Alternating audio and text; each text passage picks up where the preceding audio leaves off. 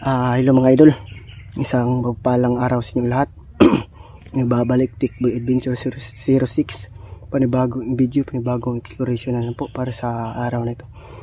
So yun mga idol,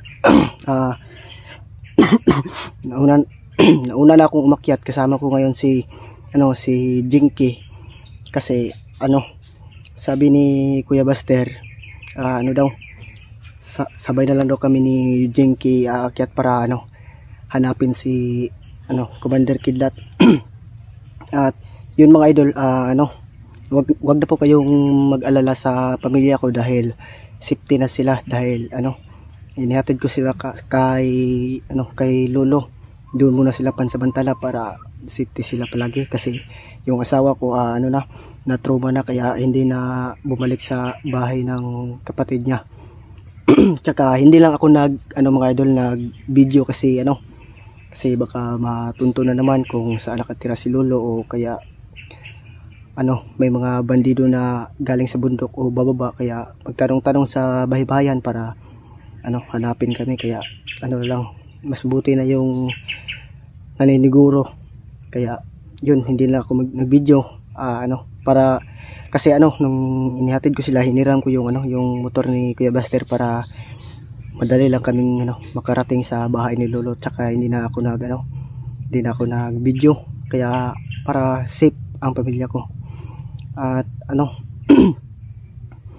sana mga idol ay huwag kayong magsawang manood sa aking YouTube channel. Paki-share, paki-hit ng notification bell para lagi po kayong updated sa mga bago kong video. At bago ako nakarating dito mga idol, ako'y nagpapasalamat ng marami sa inyo dahil sa tumutulong sa akin, sa nagbigay ng kahit kaunting pera. At yun, kasya-kasya yung kalahati ibinigay ko sa mag-ina ko pambili ng bigas. Pero tapos yung kalahati naman binili ko ng bigas, nandito na sa bag, pati yung may tinapay tsaka dilata, yung sardinas, ayos na yan. Pero okay na po ito mga idol. At hindi ko na po kayo i-shoutout kasi kasi marami kayo. At sana mga idol, sa pag-akyat natin ngayon ay walang mangyayaring masama sa atin, at mag-pray lang tayo palagi sa Panginoon na hindi tayo mahuhuli ng mga bandido, kasi habang hinuhuli yung mga kasama nating mga hunter, lalong dumadami yung mga bandido. Pa-recruit sila, kaya dumadami rin sila. Kaya hindi magtatagumpay ang mga kasamaan mga idol, tsaka sa kapalit sa kabutihan, kasi wala namang sekreto na hindi mabubulgar. Kaya magtiwala lang tayo sa Diyos, at nagpapasalamat ako sa inyong lahat. Nagpa-relax muna ako saglit mga idol, kasama ko si Jinky kasi kanina pa kami naglalakad. Tsaka ang punteriya namin ngayon ay hanapin yung mga kasama namin hunter. Sana makita namin si Berto, tsaka si Norwell, tsaka si Kidlat.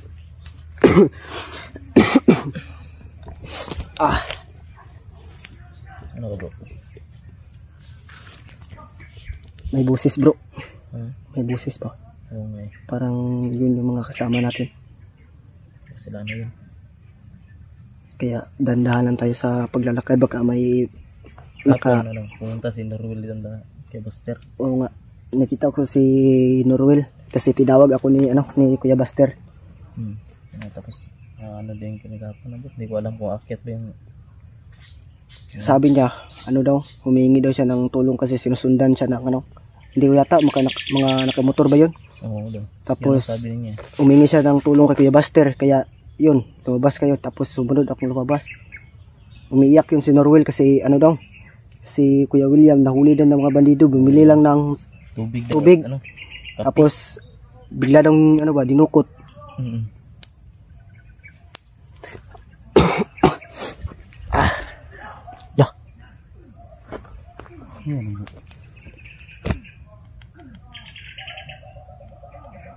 Okay yun. Parang busis ng kasama natin yun ba? Parang doon ba daw dito? Malayo lang.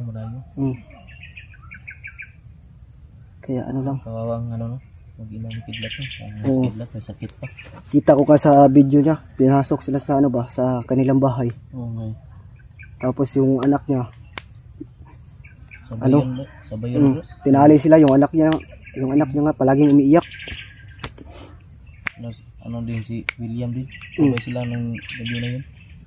Una si ano siguro, Si si Kidlat yata. Kidlat. ano? Kasunod yung mga pamilya, tapos si ano, mga isang oras lang yung lumipas ba, si Kuya William naman yung nahuli ng mga bandido. Kaya wag lang tayo magkumpiyansa sa mga bandido. Kaya kaya nga ako binigyan ako ni Lolo ng orasyon na pero hindi ko lang ito pakita. Kasi alam mo naman yung mga bandido palaging nanonood sa mga video natin. Tapos yung pamilya ko, inahatid ko, nangiram na ako ng motor kay Kuya Buster. Kaya hindi na ako nag-video kasi baka matunto na naman. Pero sinipti na yung... wala lang akong problema kasi safety na, nandoon na sila kay Lolo.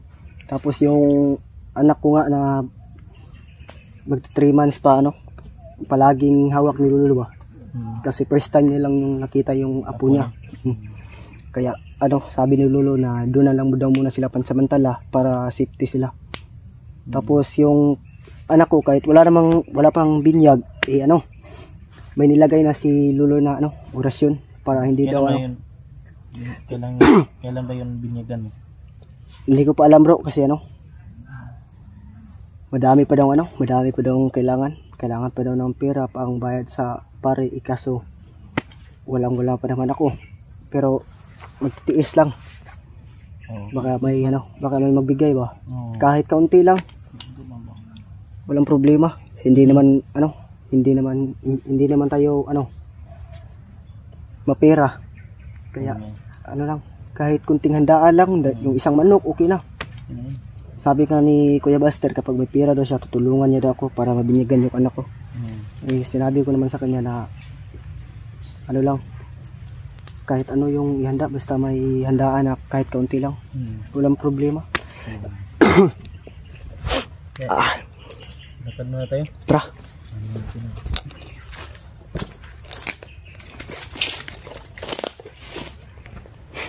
Tara bro. Dandahan lang tayo bro, baka may mga bandido lang. Bro, pupuntahan daw silang bihag bro. Magtago tayo bro, magtago tayo.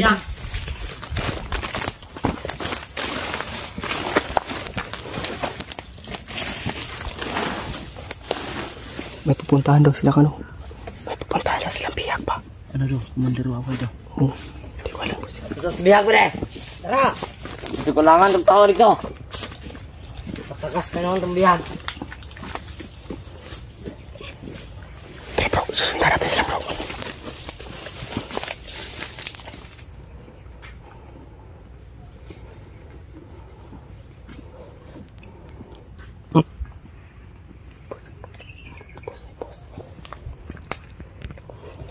Tara bro.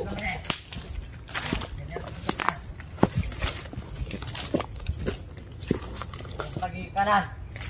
Dito sila bro, nagpa-relax bro.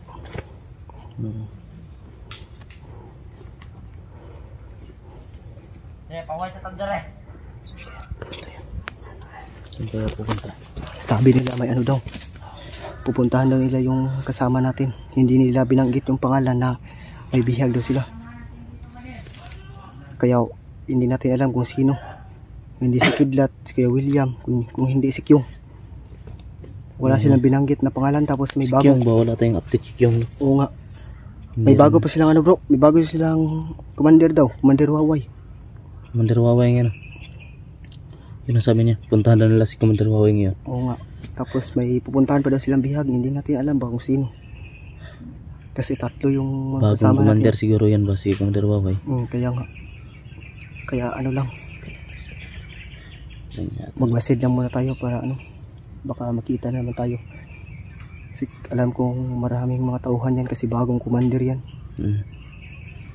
Nung naging bandido pa ako, hindi ko alam. Walang commander Waway sa amin. Kaya bago yan. Bago siguro yan. Yan siguro ang pinalit sa'yo.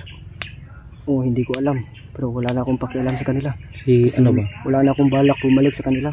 Si Lando ba? Wala na akong balita kay Kalando. Oo nga eh. Yun sila bro. Hindi ko na rin nakita sa mga ano natin. Oh.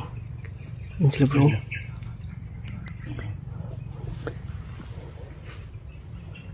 Ayos sila. Tara, tara.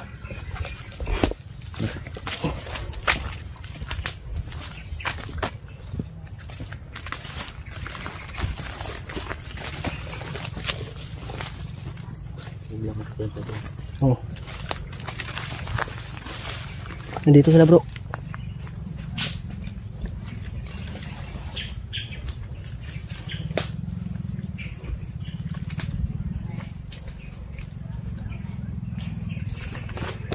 Yun mga idol, parang may mga kasama silang dumating na nakamotor. Parang nandun yata sa unahan. May mga kasama sila mga idol. Parang dumadami na sila. Huwag lang tayong kumpiyansa mga idol. Narinig ako sigaw yung banda. Ha?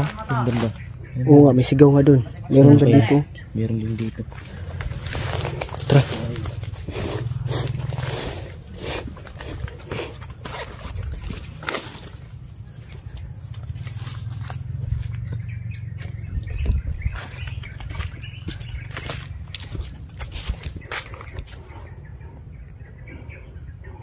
Samahan natin.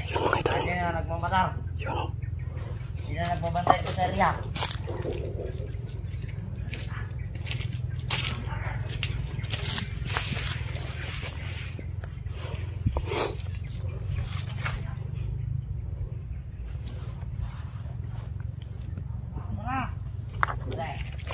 Sayang.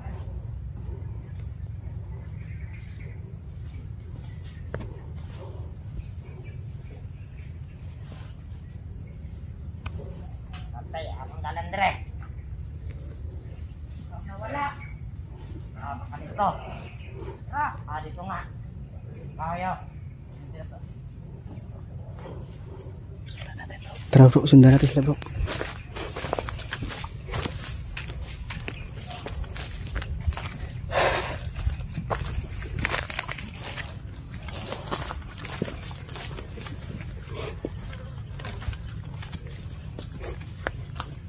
Palagay ko yung dalawang to.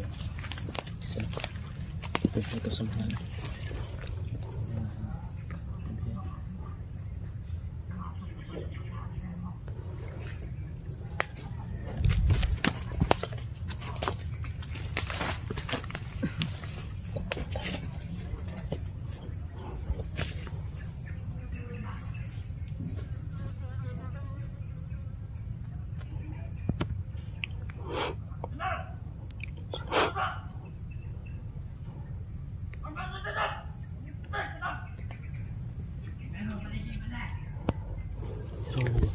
Parang boses ng kasama natin yun.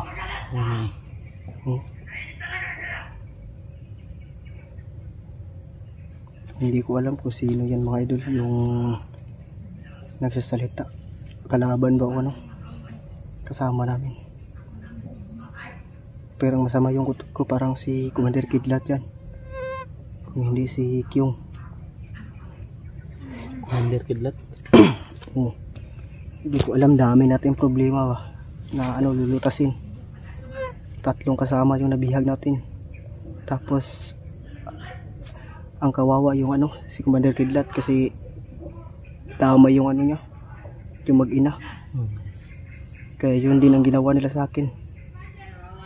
Lah, May bata na boses ng bata ba? bro, upkam sa ta bro.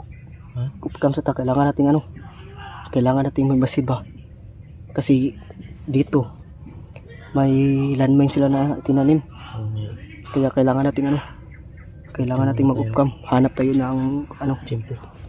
So yun mga idol, upcam muna kami saglit kasi hanap lang kami ng ng tiyempo kasi hindi kami pwedeng makapasok dyan kasi kasi may line mine, kaya dapat lang yung electro